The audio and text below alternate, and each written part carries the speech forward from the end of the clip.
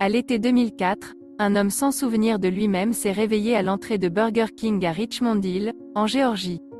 Il ne portait aucun vêtement. Aucun document ou effet personnel n'a été trouvé avec lui non plus.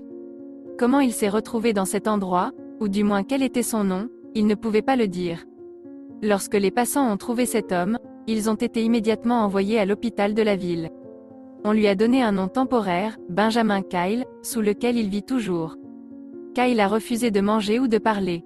Il essayait de garder les yeux fermés en tout temps et n'aimait pas qu'on le touche.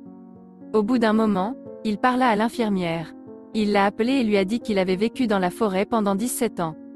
Lorsque l'employé de l'hôpital a commencé à lui demander son nom, Benjamin n'a dit que ce qui lui était déjà donné ici.